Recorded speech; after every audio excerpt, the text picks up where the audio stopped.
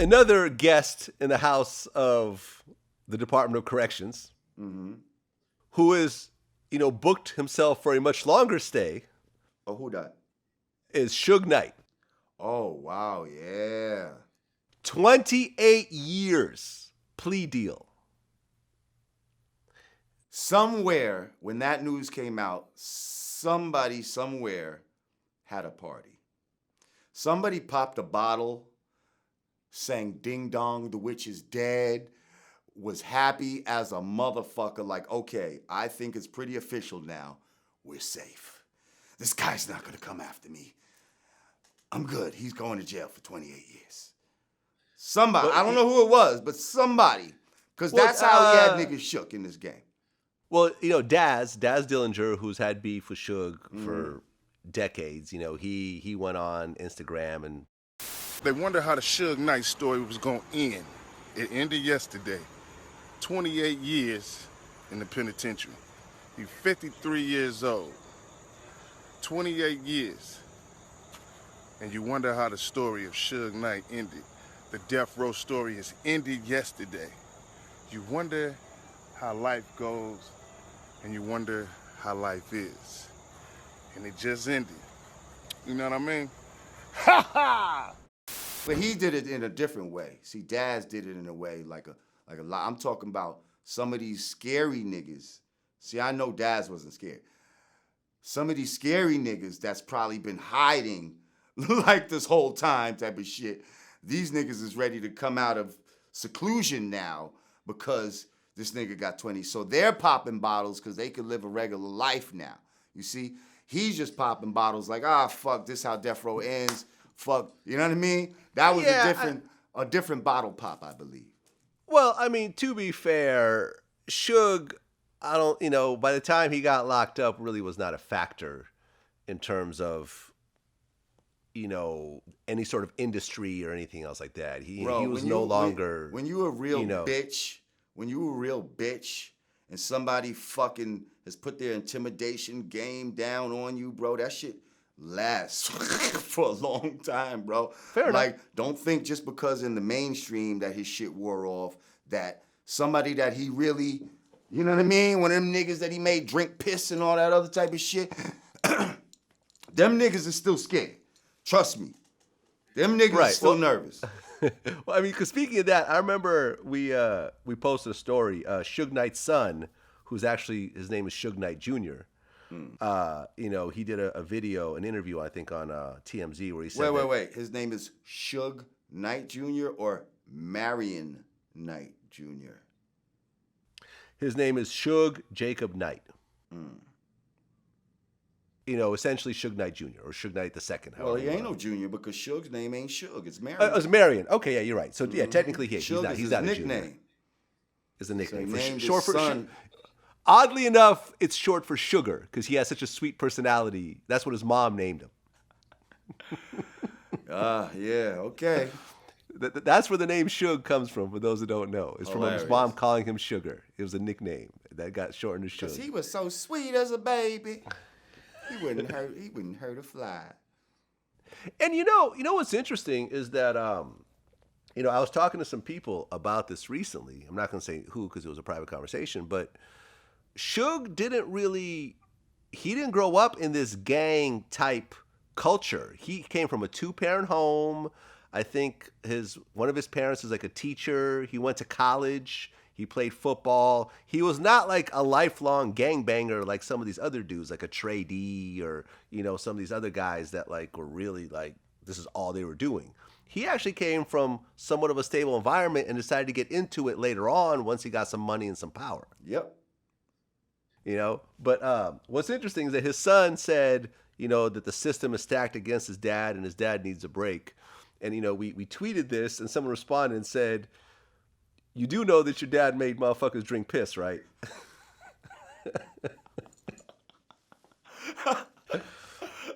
You do know he did some ill shit, right?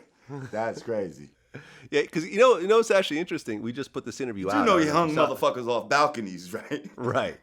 Well, we just interviewed AJ Johnson, who played, Ezel in Friday, the crackhead. Okay, yeah. And I don't know if you remember, but when the song Dre Day came out, which was a diss towards Eazy-E, AJ played the Sleazy E, like the fake Eazy-E character in that. Right. Okay. Right. Right. And then after that video came out, Eazy-E, who already knew him at the time because they're both from Compton, reached out to him and wanted him to play that same Sleazy E character in Compton City G's, which was a diss towards Dr. Dre. AJ told me the story on camera where before the Easy video is done, we just done half of Easy video, like we done one day of it. So I had to go back tomorrow to finish it. But Suge called me into the office. He like, man, you can't finish that video. I'm like, what? I don't have nothing against Dre. I don't have nothing against Easy. I'm a comedian. I'm trying to pay my rent. Right. You know what I mean? You can't do it. I'm like, what you mean I can't do it? He already paid me. Suge pulled a gun out. Pow. I said, you can't do it. I won't do it. Listen, I know some behind-the-scenes stories that I'm not going to say, but now that he's going to jail for 28 years, I think a lot more of these stories are going to start coming out about some of the ill shit that this dude was doing. Yeah. But, yeah, this dude was doing some ill shit. Well, after this happened, the day that he got sentenced, I called up Trey D, right, who's a regular guest on the show. And I said, why do you think, because Trey D's been through the system, he's done, years and years in prison and, all this other type of stuff. I said, please explain to me why Suge would take a 28-year plea deal. And, he said, listen, I don't know the details, but from his point of view, he said the reason why he took it was because had he gone to trial, there was a very serious risk that he would have some sort of sentencing that would include life in it, right? And he explained to me how he knows people that got a 7 years to life sentence, and 24 years later, they're still in prison. Right.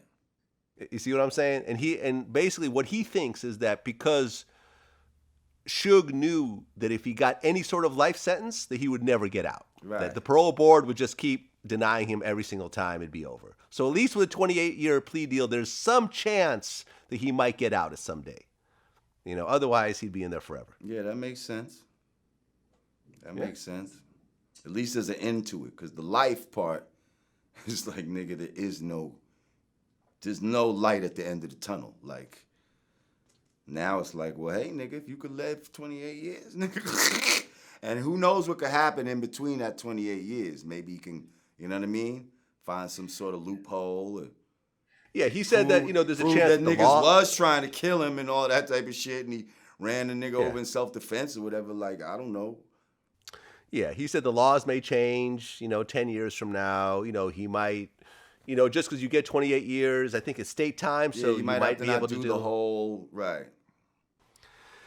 Yeah, man, listen, and I've said this before, I've been around Suge on a few occasions, like in the same room as him, the same club, same backstage, whatever, and I've just never wanted to meet him because his reputation and his energy was something that I never wanted to be associated with.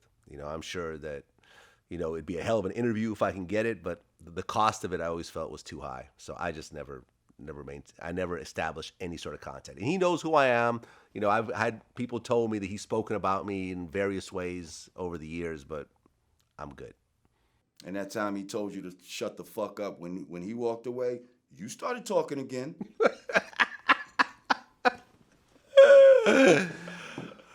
Oh, man. Well, at the end of the day, man, at one point, every bully gets punched in the face. Yes.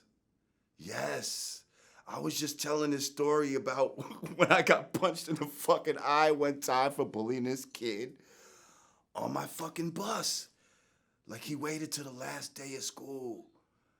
And yo, we just used to everybody used to bully this kid, like snap on him. And I don't know why, I was just going in on him this fucking particular day.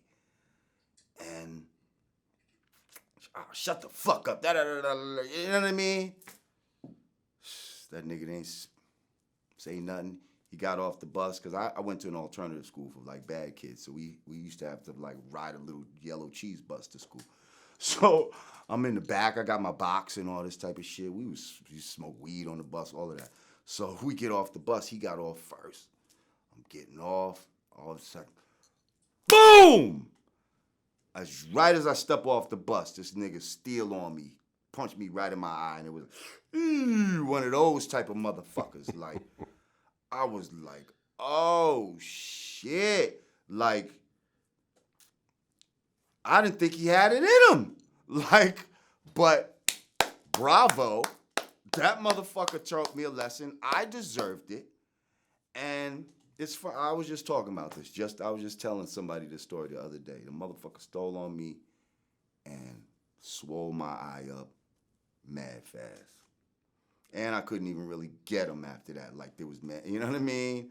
Teachers and all kind of shit was there right on the scene. It was crazy.